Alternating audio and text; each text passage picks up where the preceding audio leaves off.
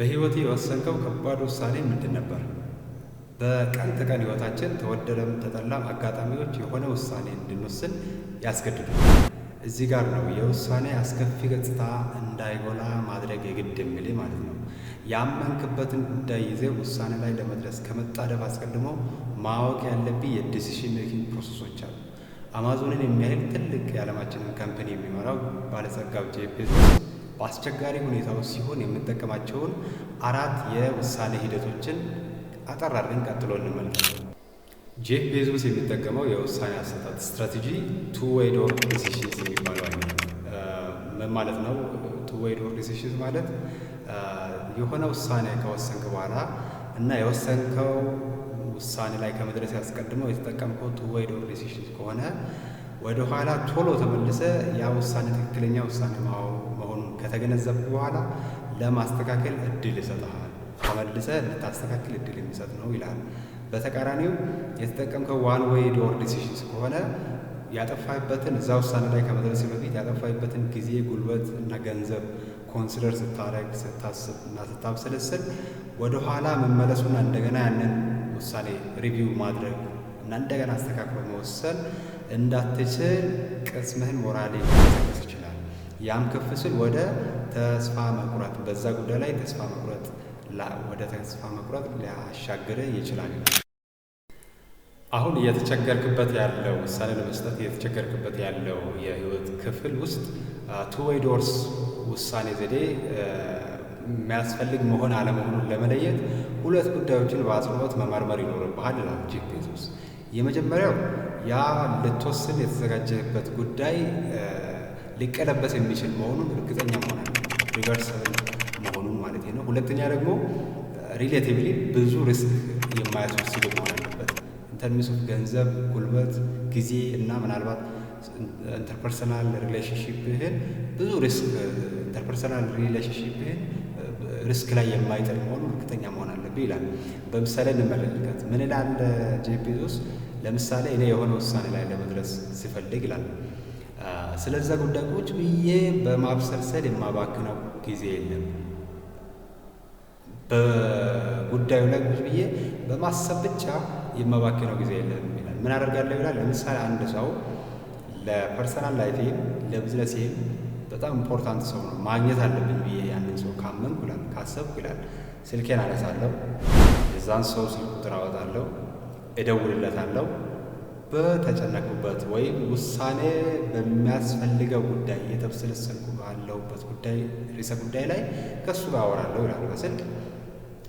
የስልክ ልውውጡን ከጨረስኩ በኋላ በስልክ በተነጋገርነው እንትን ላይ ርዕሰ ጉዳይ ላይ ተመርኩዤ እሱና እኔ በተለዋወጥነው የቃላት እንትኖች ላይ ልውውጦች ላይ በመመርኮዝ ቀጥታ ውሳኔ ላይ ደርሳለሁ።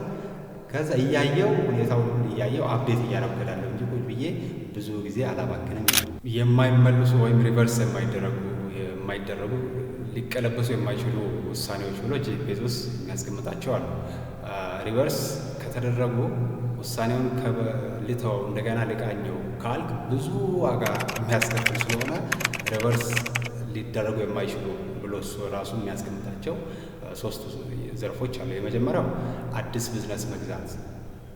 አንዴ ከገዛ በኋላ ከባድ ነው በጣም ሌጋል ፕሮሲጀሩም ሌላው አኪዚሽን ምሉት ነው መሰለኝ የቢዝነስ ሰዎች። ሁለተኛ የድርጅትህን ብራንድ መቀየር። ለምሳሌ እዚህ ሀገራችን ውስጥ ባለፈው የኢትዮጵያ ንግድ ባንክ ሎጎ አዲስ ሎጎ ዲዛይን አድርጎ ብዙ ውዝግብ ተከስቷል ነበር። እንደሱ ያለ ማለት ከተወሰነ በኋላ ለመመለስ ሪቨርስ ለማድረግ ከባድ ነው።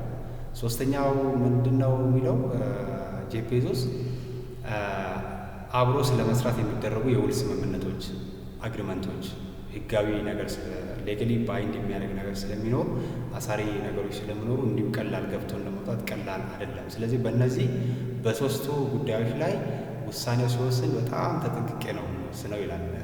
ያኛውን ቱ ዌይ ዶር የመሆን እድላቸው ዝቅተኛ ስለሆነ ማለት ነው። እና እኔ ብዙ ጊዜ ቱ ዌይ ዶር የውሳኔ ዘዴዎች ስለምጠቀም እንደዚህ አይነት ሁኔታዎች አዲስ ቢዝነስ መግዛት፣ አብሮ ስለመስራት የሚደረጉ የውል ስምምነቶች እና የድርጅቴን ሎጎ ብራንድ ኢንጀነራል ስለመቀየር ሳስብ በጣም ጥንቃቄ አደርግባቸዋለሁ ይላል።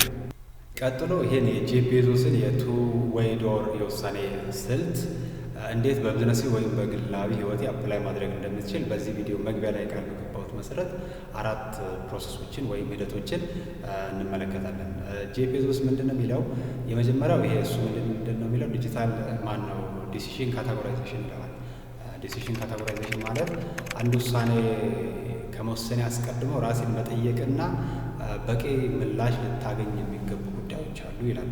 ጥያቄዎችን ያነሳል። የመጀመሪያው ይሄ ውሳኔ ባይሰራ ውጤታማ ባይሆን ፌል ቢያደርግ ቶሎ ተመልሼ ማስተካከል እችላለሁ ወይ? ቶሎ ተመልሼ ማስተካከል ይቻለኛል ወይ የሚለውን ራሴን ጠይቅ። ሁለተኛ የቢዝነስ ሰው ከሆንክ ደግሞ የሆነ ችግር ውስጥ ያ ውሳኔ ፌል አድርጎ የሆነ ችግር ውስጥ ብትገባ ለዛ ችግር አማራጭ መፍትሄ ሀሳብ ይዞ የሚመጡ ቲሞች አሉ ወይ? የስራ ባልደረቦች ከስር ያሉ ሰራተኞች ቶሎ ብለው የመፍትሄ ሀሳብ ለማመንጨት ኮምፒተንት እናፍ ናቸው ወይ?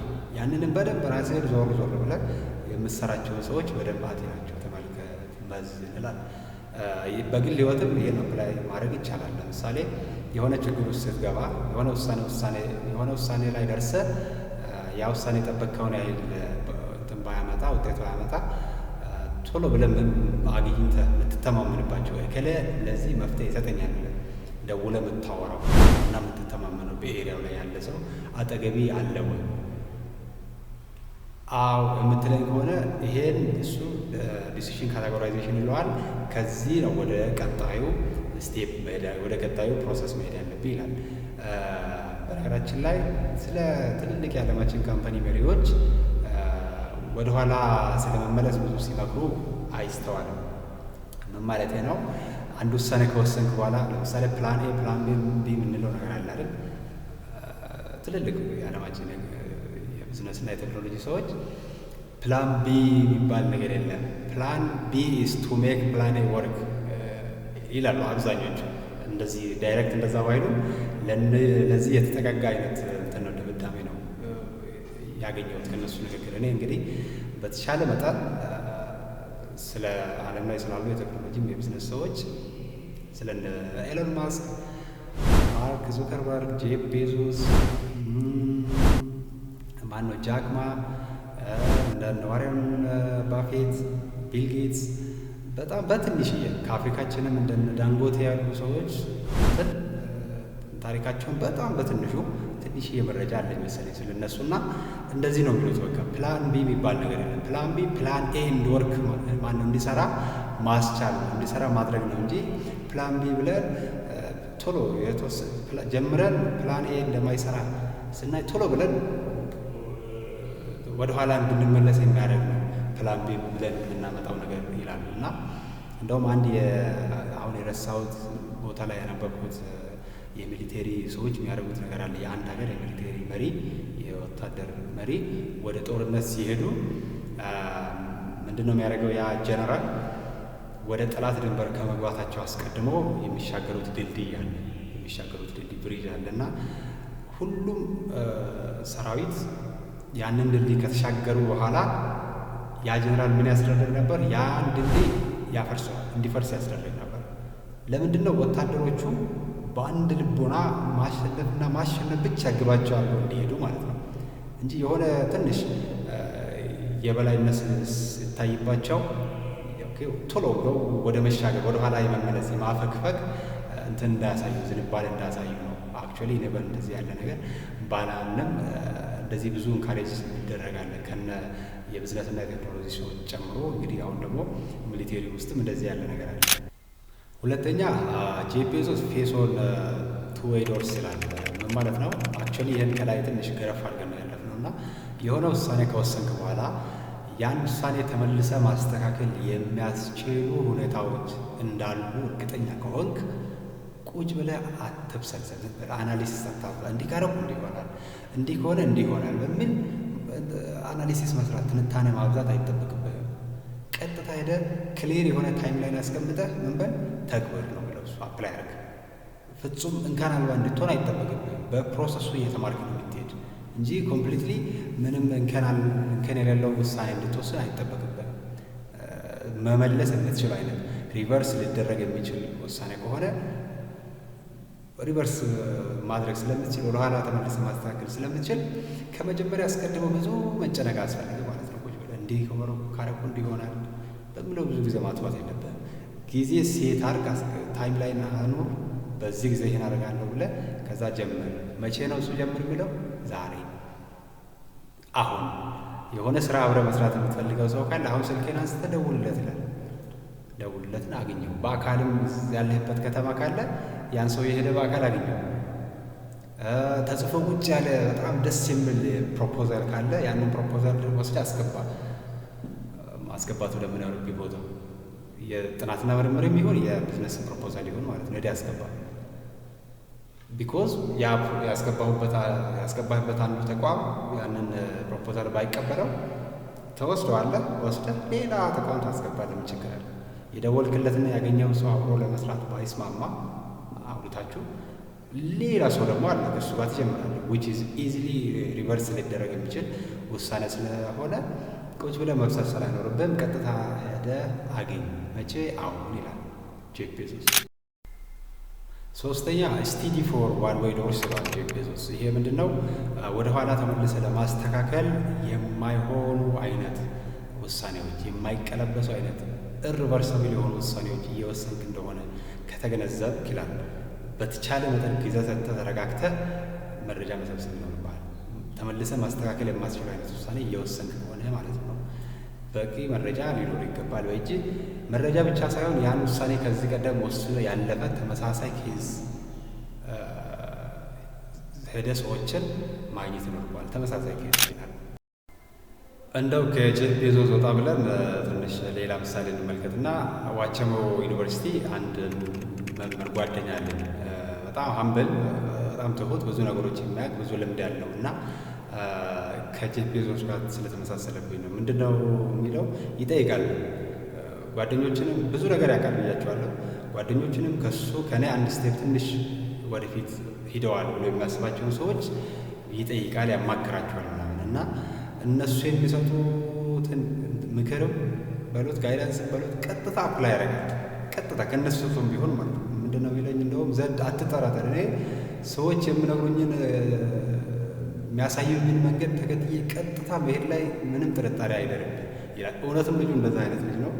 ብዙ ነገሮችን ቀጥታ አፕላይ ያደረግ ሲሳካለትም አይቻለሁ እና ሩቅ ስላለው ጄፍ ቤዞስ ከመተንተን እዚሁ የማውቀውን ቅርብ ሰው ምሳሌ ልጨምር ብዬ ነው። የመጨረሻው ሪፍሌክት እንደ ኢተሬት ይለዋል ጄፍ ቤዞስ። ዋን ዌይ ዶር የውሳኔ ስልትም ተጠቀምክ፣ ቱ ዌይ ዶርም የውሳኔ ስልት ተጠቀምክ፣ ይህ የዓለም ፍጻሜ አይደለም። አክቹዋሊ ኦፍኮርስ ዋን ዌይ ዶር ተጠቅመህ ሊቀለበሱ ሊመለሱ የማይችሉ ውሳኔዎች ወስነህ ብዙ አሉታዊ ተጽዕኖ ሊያሳድርብህ ይችላል። ከገንዘብም፣ ከጊዜም፣ ከጉልበትም በወሰንከው ውሳኔ ምክንያት ሰዎችን አተም ሊሆን ይችላል። ሪሌሽንሺፕ እንትን ብሎ ጓደኝነት ምንም ተበላሻሽቶ ሊሆን ይችላል። ቢዝነስም ተበላሻሽቶ ሊሆን ይችላል። ብዙ ነገሮች እንትን ብለው ሊሆን ይችላል በወሰንከው ውሳኔ ዋን ዌይ ዶር ከተጠቀምክ። ነገር ግን በቃ ያንን ተመሳሳይ ስህተት ወደፊትም ልድገም ግድ የለም አይነት እንትን እንዳይኖረን ያደርጋል። ተመልሰን ሪቪው እንድናደርግ ስቲል እድሉ አለ ማለት ተመሳሳይ ስህተት ከመድገም ስቲል ጊዜው አለ። ያኛው ብዙ ዋጋ ያስከፍለንም ዋን ዌይ ዶር ተጠቅመን ሊቀለበሱ ሊመለሱ የማይችሉ ውሳኔዎችን ተግባራዊ አድርገን ብዙ ዋጋ አስከፍለውን ሊሆንም ይችላል። ነገር ግን ተመሳሳይ ስህተት አሁን ላለመድገም ወደኋላ ዞር ብለህ ሪቪው አድርግ ግድ የለም። ከሱ እየተማርክ የትኛው ሰራ የትኛው አልሰራም የሚለውን ገምግመህ ለቀጣይ ያንን ተመሳሳይ ስህተት አትደግምም ይለዋል። ምንድነው ተመሳሳይ የሆነ አባባል አለ አይደል? ስትሄድ ያደናቀፈ ድንጋይ ስትመለስ ካደናቀፈ እንግዲህ የሚባል ነገር አለ። ድንጋዩ አንተ ነህ የሚባለው እና ተመሳሳይ ስህተት ላለመድገም ቁጭ ብለህ ወደኋላ ሪፍሌክት ማድረግ እስካሁን የወሰንካቸው ውሳኔዎች ዙሪያ መመልከት መቃኘት ጥሩ ነው ይላል። አሁን ላይ ያለን ብዙ ነገር የዛሬ 10 ዓመት የዛሬ 5 ዓመት የወሰንነው ውሳኔ ውጤት ነው። የትላንትና ውጤቶች ነን፣ ምንም ጥያቄ የለውም። ነገ 5 እና 10 ዓመት ደግሞ አሁን እየሰራን ያለናቸው ነገሮች የነገ ዛሬ 5 ዓመት የሚኖረን ማንነት ሊያሳይ ይችላል ሞስት ፕሮባብሊ። ስለዚህ የዛሬ 5 ዓመት አሁን እየሰራን ባለነው ነገር፣ አሁን እየወሰንን ባለነው ነገር ልንኮራም ልንጸጸትም እንችላለን። ቻው።